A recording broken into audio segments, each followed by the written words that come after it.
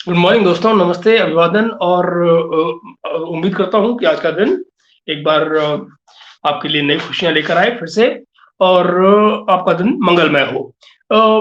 खबरें ये हैं कि देर रात जैसी कि उम्मीद थी, आईएमएफ ने जो प्रस्ताव था 3 बिलियन का देने का पाकिस्तान को अगले 9 महीनों में, वो स्वीकार कर लिया है कल रात को।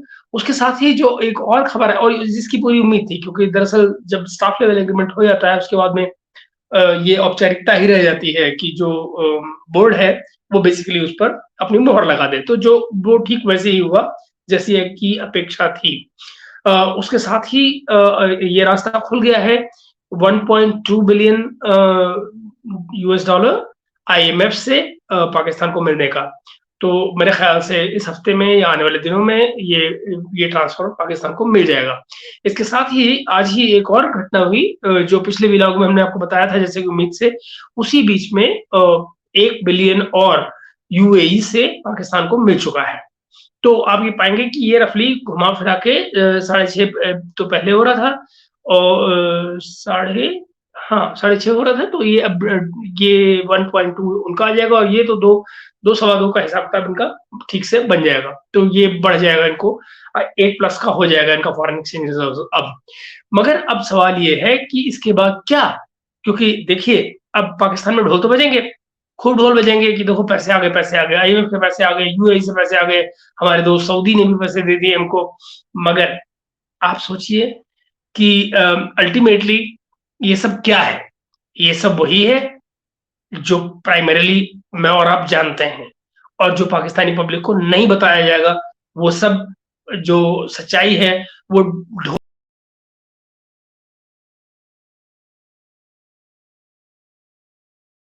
ये सब का सब कर्जा है और ये कर्जा वापस करना पड़ना है। और इस कर्जे को जब सही जगह नहीं लगाया जाता है, इन्वेस्टमेंट्स नहीं लाई जाती हैं, जब आप अपनी इकोनॉमी को बेहतर नहीं करते हैं, जब आप अपने अपने खर्चों पर कंट्रोल नहीं करते हैं, तो फिर ये कर्जे आपकी इकोनॉमी को कर्जे कभी भी किसी इकोनॉमी को नहीं चलाते। कर्जों से इकोनॉमी बनती नहीं है। खैर, ये पाकिस्तान का मुद्दा है, मगर मैं आपको बताने की कोशिश कर रहा हूँ कि ये अपनी तबाही की राह पर चल रहे हैं। खैर, आगे चलते हैं।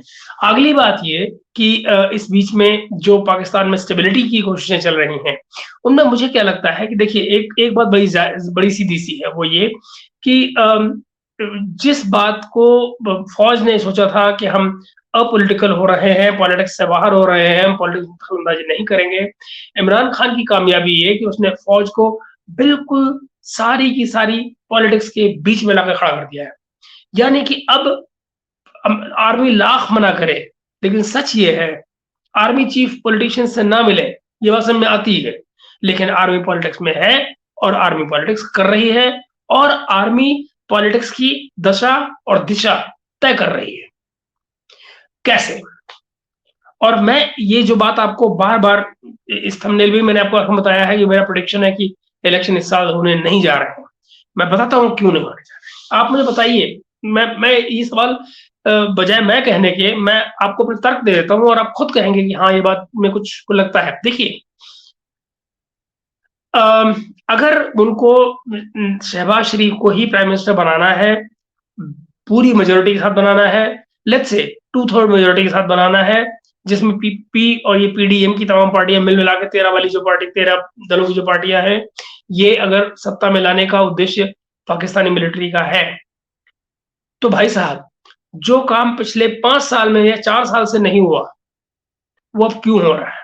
यानी कराची में अचानक पिछले 4 साल से एक बंदा अल्ताफ हुसैन का नाम लेकर नहीं खड़ा होता था। एक पोस्टर अल्ताफ हुसैन का नहीं लगता था। इस महीने में अचानक पिछले हफ्तों में अल्ताफ हुसैन के पोस्टर भी लगने शुरू हुए हैं, उनको लेकर जलसे भी होने शुरू हो रहे हैं, उनको लेकर अब बातचीत भी शुरू हो गई है। उनकी पार्टी किसी हद तक एक्टिव हो गई है। इनफैक्ट सिंध हाई कोर्ट में एक एप्लीकेशन डाली गई है इस बीच में कि क्यों ना, और वो उनकी एमक्यूएम की तरफ से, एमक्यूएम लंदन की तरफ से, कि क्यों ना उनकी एक्टिविटीज को अलाउ किया जाए, उनको उनको बेसिकली अलाउ किया जाए अपने पॉलिटिकल एक्टिविटीज के लिए और सोशल एक्टिविटीज के लिए जो वो पहले करते रहे हैं। अब इनके बीच में जो जो एमक्यूएम पाकिस्तान बनी हुई है, यानी कि जब एमक्यूएम लंदन अल्ताफ हुसैन बुट को अलग किया गया था, तो जो हिस्सा बचा था उसे एमक्यूएम पाकिस्तान कहा गया था, वो एक्टिव है। सवाल ये है कि ये दोनों पार्टी आपस में कैसे मिलेंगी, यानी कि एमक्यूएम पाकिस्तान और एमक्यूएम लंदन का रिलेशन आपस में क्या होगा, कौन इसको तय करेगा। दूसरी बात, अल्ताफ हुसैन को ये हवा किसने दी है कि भाई आ जाओ, कोई गल नहीं, ये ना, ये कोई तो है जो उसको हवा दे रहा है। फिर लीजिए, अचानक साउथ पाकिस्तान में जो ये जहांगीर तरीन ने जो अपनी पार्टी बनाई है, उसमें जिस किस्म से पूरी पूरी भीड़ भेजी जा रही है, जहां हमारे फवाद भाई भी कभी मुंह छिपाते तो कभी गर्दन झुकाए आपको बैठे मिलते हैं। ये सब क्या हो रहा है, इसके मतलब बड़े साफ है। इसके मतलब साफ ये है कि कोई भी सरकार जो आने वाले समय में आने वाली है, अगले चुनाव में, वो चुनाव चाहे जब हो, वो ये तमाम पार्टियां एक दूसरे के वोट काट रही होंगी, ताकि किसी की भी मेजोरिटी ऐसी ना आए कि वो पार्टी डोमिनेट कर रहा है, न फौज को डोमिनेट, न किसी और को डोमिनेट। और नतीजा उसका क्या, कि सब कोई एक दूसरे के डर में जीता रहेगा। ये सूट करता है एस्टेब्लिशमेंट को, ये उनको ये उनको फायदा करता है, ये उनकी भूमिका को मजबूत करता है, उनके रोल को मजबूत करता है। तो ये सब होने जा रहा है, और आप ये पाएंगे कि आने वाले दिनों में ये और देखिए, ये सब इसलिए भी हो रहा है कि अब जो आपको क्या लगता है कि जो अभी तक प्राइम मिनिस्टर को किसी को मालूम है कि केयर टेकर प्राइम मिनिस्टर कौन बनने जा रहा है? कोई नहीं जानता है। क्यों? क्योंकि केयर टेकर प्राइम मिनिस्टर कोई और तय करेगा और बाकी के लोग खाली सिर हिलाएंगे। Caretaker prime minister establishment तय करेगी, वही बताएगी कि कौन चलाएगा। और ये उनको सूट करता है कि आने वाले कम से कम 6 महीने वो चलता रहे, 6 महीने, 9 महीने, ये चलेगा।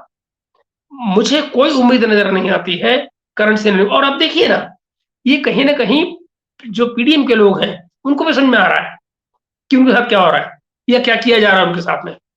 आपने अचानक नोटिस किया होगा, पिछले पिछले करीब 3 हफ्ते में पीडीएम के तमाम लोगों ने कहना शुरू कर दिया है, नहीं सरकार पे वक्त पे जा रही है, फिर तो चुनाव कब होंगे वो इलेक्शन कमीशन तय करेगा। इलेक्शन कमीशन ने तो एक बार तय की थी ना तारीख, फिर वो नहीं चली। और आपने देखा पिछले दिनों में अचानक खुर्रम में लोकल दंगे शुरू हो गए, मारकाट चल रही है वहां पर। आज सवेरे नॉर्दर्न बलूचिस्तान का जो इलाका है, खोश जोब में चल गया है, अटैक हो गया है। और पाकिस्तान फौज की एस्टेब्लिशमेंट पे भी, मतलब बेसिकली एस्टेब्लिशमेंट माना जाएगा ना, फौज की एक टुकड़ी पे वहां पे हमला हुआ है, उनके एक अड्डे पे हमला हुआ है। नतीजा ये हुआ है कि 9 फौजी मारे गए उनके आज में, आज सुबह से शाम तक।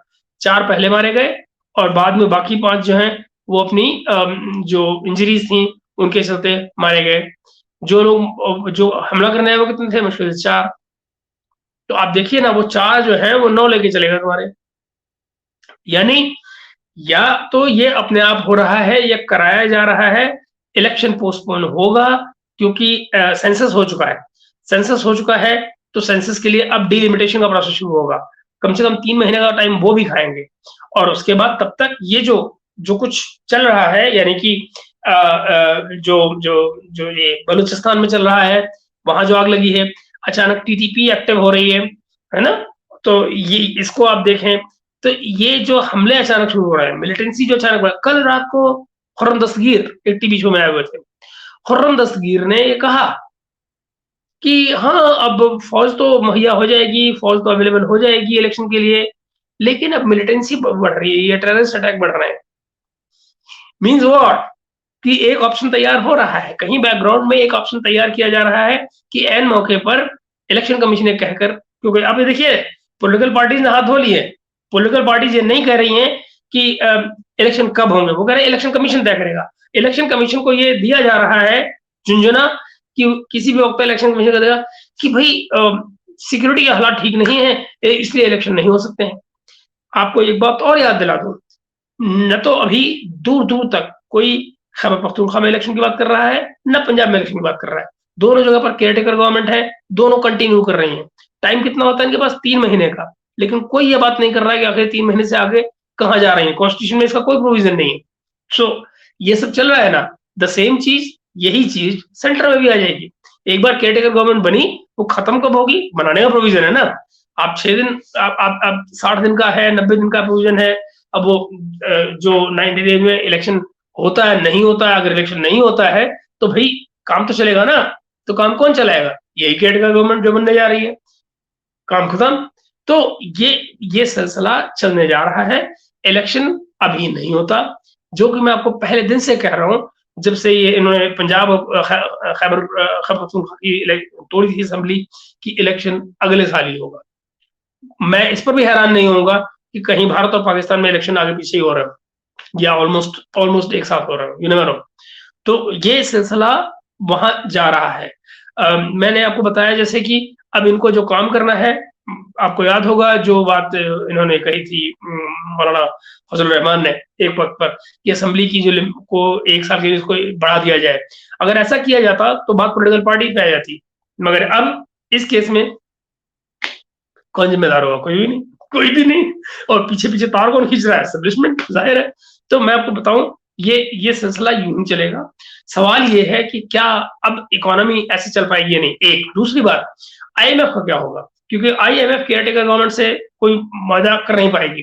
और आप ये देखें कि 9 महीने का टोटल टाइम है इनके पास, जिसमें 3 बिलियन इनके पास आने हैं।